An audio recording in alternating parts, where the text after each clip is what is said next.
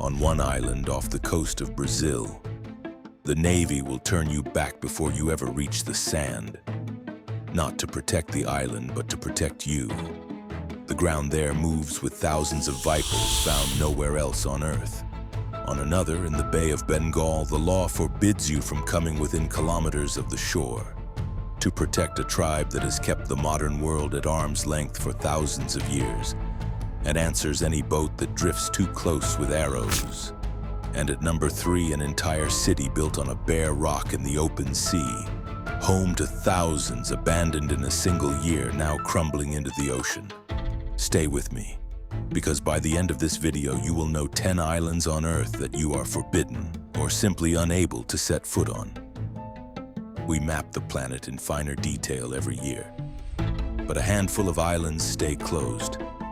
Some are sealed by law and patrolled by warships. Some are poisoned by anthrax or by radiation that still has not faded. Some are ruled by the animals that own them. Everyone is off limits for a different reason, and the reasons are the real story. We begin in the North Atlantic with an island that did not exist a lifetime ago. Number 10. Surtsey. In November 1963, a fishing crew off the southern coast of Iceland saw smoke rising from the open sea. They thought a boat was burning. It was not a boat.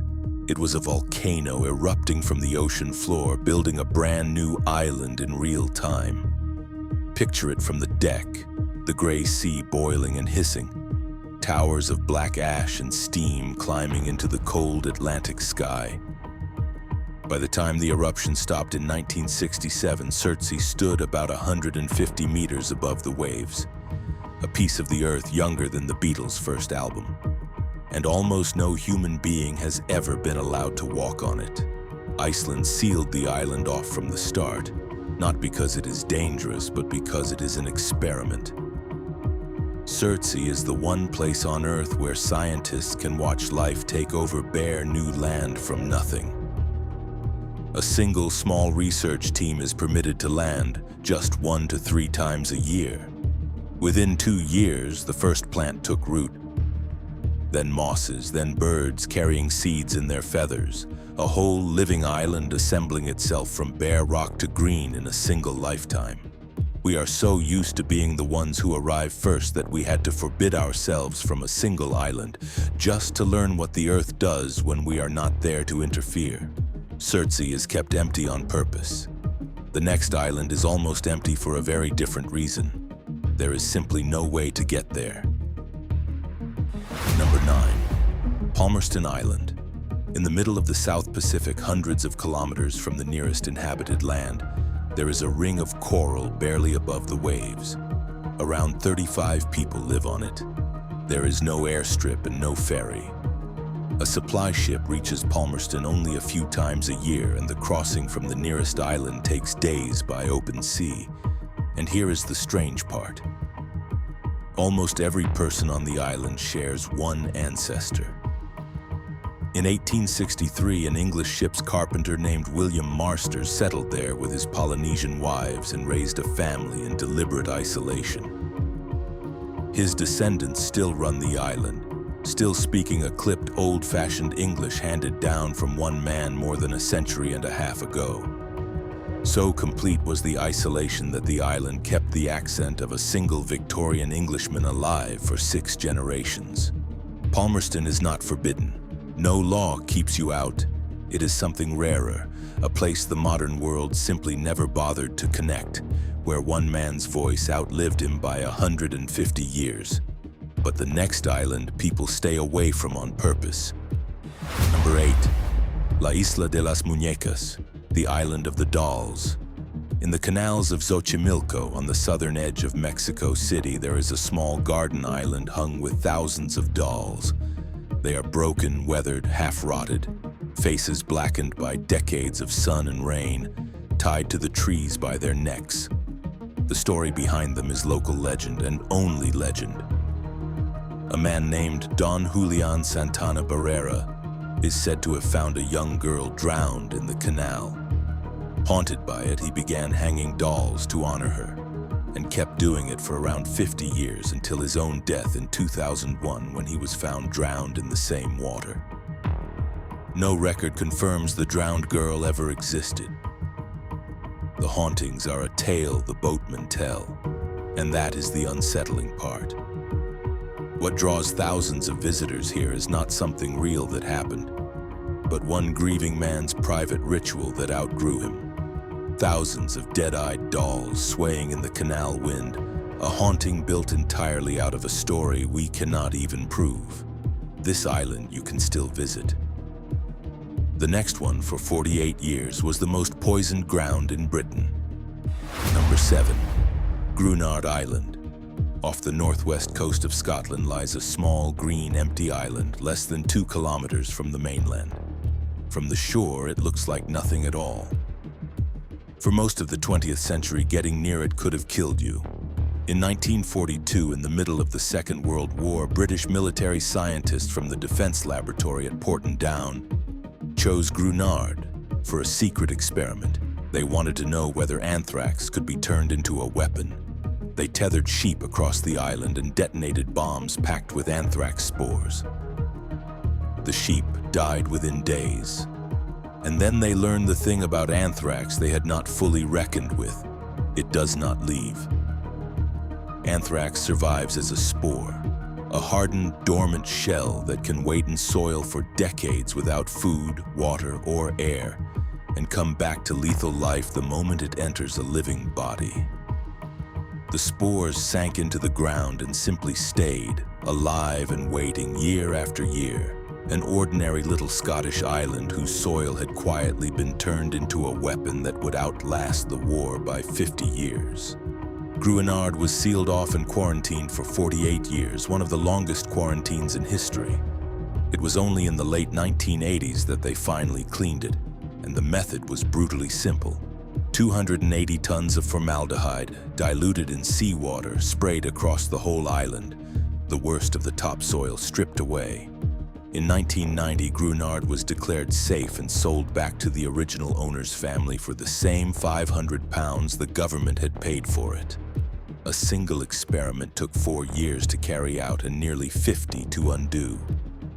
That is the real lesson of Gruinard. Some things are far easier to release into the ground than to ever get back out. That danger was man-made, sealed in the soil.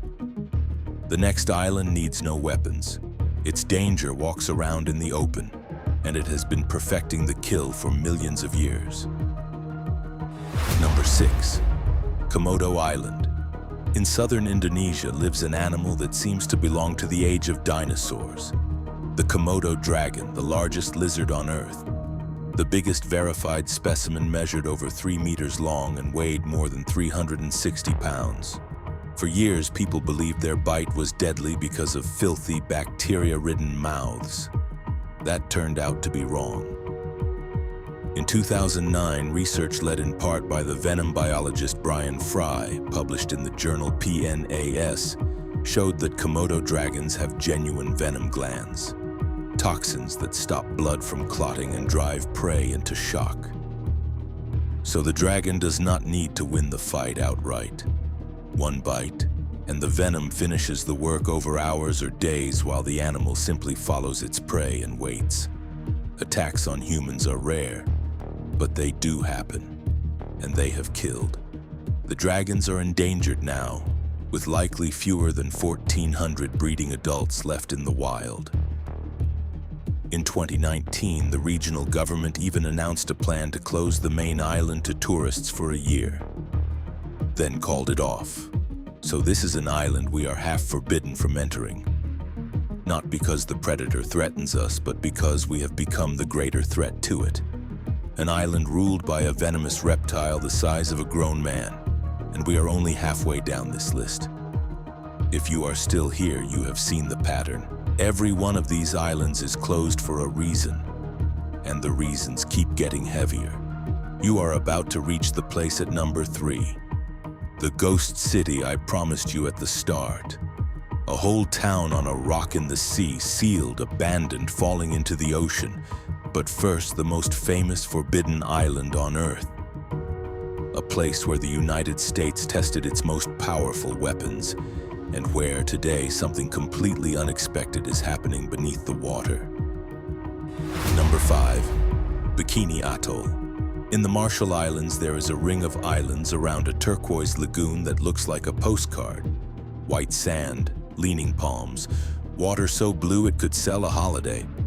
Between 1946 and 1958, the United States used Bikini as a nuclear testing ground. The people who lived there were moved off in 1946, told it was temporary. It was not. Over 12 years, 23 nuclear weapons were detonated here, part of 67 tests across the wider Marshall Islands. The largest was Castle Bravo in 1954, 15 megatons, the most powerful weapon the United States has ever exploded, more than 2.5 times stronger than its designers predicted. It tore a crater 2 kilometers wide into the reef. Bikini is still not safe to live on. Radioactive cesium from the tests lingers in the soil and climbs into any food grown there, which is why the original islanders have never been able to go home.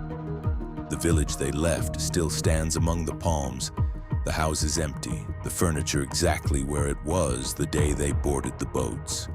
And here is the part almost nobody expects.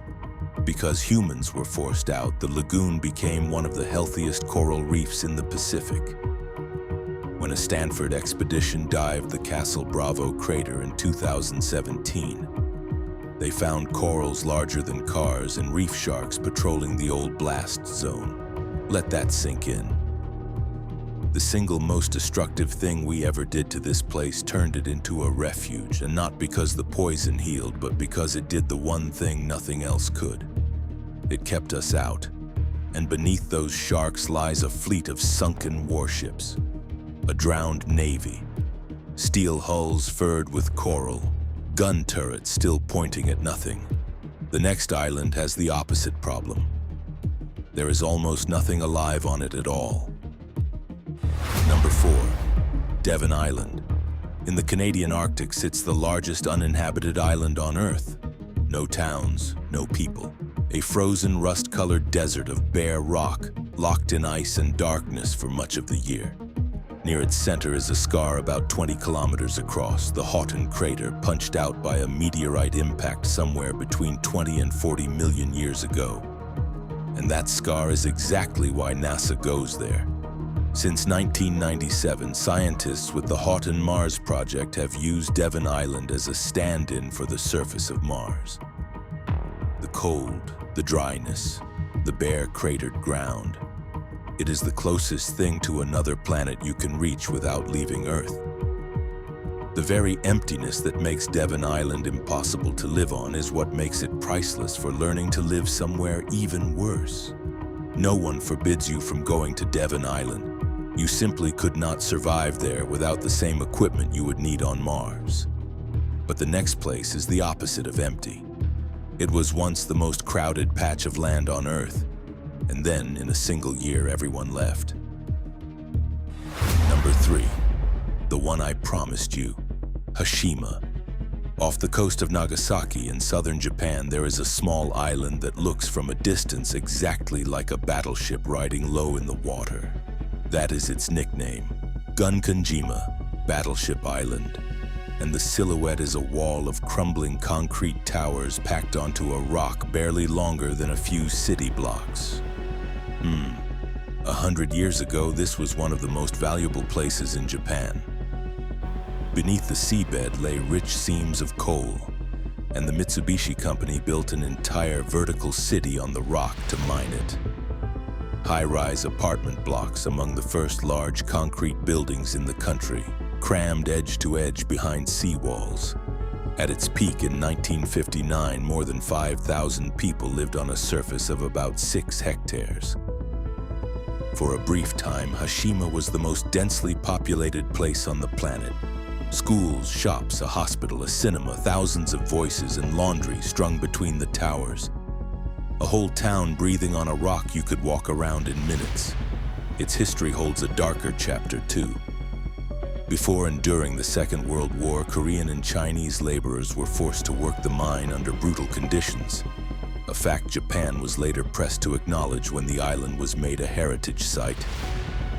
Then the coal ran out. The mine closed in January 1974, and within months every resident was gone. Not over years, over weeks. Hashima was switched off like a light. What they left is still there. Apartments with furniture inside, shoes by the doors. The sea air eats the concrete floor by floor, the towers slowly collapsing into the ocean, staircases ending in mid-air where seabirds now nest in rooms that used to be somebody's home. For decades, no one could land at all. Today, you can take a boat to a small viewing platform, but most of the island stays off limits, too dangerous to enter. The same coal that built this city in a few years is what emptied it in a few weeks. And the moment it was gone, the most crowded place on Earth became one of the emptiest. A city is only ever as permanent as the reason people came. But the next island was never built for people at all. It belongs to something else. Number 2. Ilha da Queimada Grande. The world knows it by a simpler name. Snake Island. About 30 kilometers off the coast of São Paulo, Brazil, there is a forested island roughly the size of a few city blocks. The Brazilian Navy forbids almost everyone from setting foot on it. The reason is a single kind of snake, the golden lancehead, a pit viper that lives on this one island and nowhere else on Earth. Cut off by rising seas thousands of years ago, the snakes were trapped with no ground prey to hunt, only birds passing overhead. So they evolved a venom strong enough to kill a bird almost instantly, before it could fly off and die out of reach. The danger to us is a side effect of a problem the snakes were solving for themselves. You may have heard the island holds hundreds of thousands of them, one for every square meter. That is a myth. The real scientific estimate is far lower, somewhere between 2,000 and 4,000. But that is still thousands of vipers on one small island with venom that laboratory analyses suggest is several times more potent than that of their mainland relatives. We did not forbid this island to keep a secret or guard a weapon. We forbid it because evolution already turned the whole place into one. This one is closed for your protection. The last island on the list is closed to protect the people who live on it from us. Number 1. North Sentinel Island. In the Bay of Bengal, among India's Andaman Islands, there is an island covered in dense forest and ringed by white sand. From the air, it looks like paradise. And beyond the trees, no roads, no lights, no smoke, no sign of the modern world at all. It is the most genuinely off-limits island on Earth. And the reason is not poison or radiation or animals, it is people. North Sentinel is home to the Sentinelese, one of the last peoples on the planet living entirely on their own terms, with no contact with the outside world. They have lived here for thousands of years. We do not speak their language. We do not know for certain how many of them there are. Estimates range from a few dozen to around 150. We do not even know what they call themselves. And under Indian law, you are not allowed to approach. Regulation bars travel within about 5 kilometers of the shore, and the Navy enforces an exclusion zone reaching roughly 5 nautical miles out. Around 9 kilometers of open sea kept clear of outsiders. This is not done to keep the island mysterious, it is protection in both directions. The Sentinelese have had almost no exposure to the diseases the rest of humanity carries. A common cold, measles, the flu, illnesses most of us shrug off, could move through a community with no immunity and kill a great many of them. The most ordinary thing we carry without thinking could do what no weapon on this list has done: wipe out an entire people. Keeping us away is the only thing keeping them alive. And the Sentinelese, for their part, have made it unmistakably clear that they want no visitors, driving off boats and aircraft with arrows for generations. In November 2018, a young American missionary named John Allen Chow paid fishermen to carry him close to the island against the law to make contact. He was killed soon after going ashore. Indian authorities did not even attempt to recover his body. Doing so would have meant forcing armed men onto an island they are sworn to leave alone.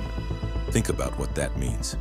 In an age of satellites and drones and a camera in every pocket, there is a group of human beings a few miles off a coastline who have seen what we have built and want none of it. No phones, no engines, no deadlines, just the forest, the fish, the surf, and a way of living older than every nation on the map.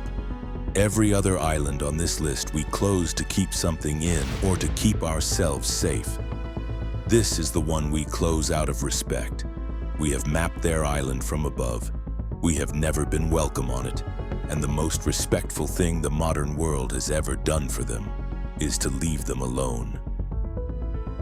10 islands, sealed by law, by poison, by warships, or by the people who got there first. The map of the world is almost complete, and these are a few of the corners still quietly closed. The next video goes from islands you cannot stand on to waters you cannot cross. Top 10.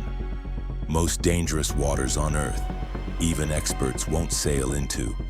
Subscribe so you do not miss it, and drop a comment and tell me which country you are watching from, and which of these 10 islands you would actually set foot on.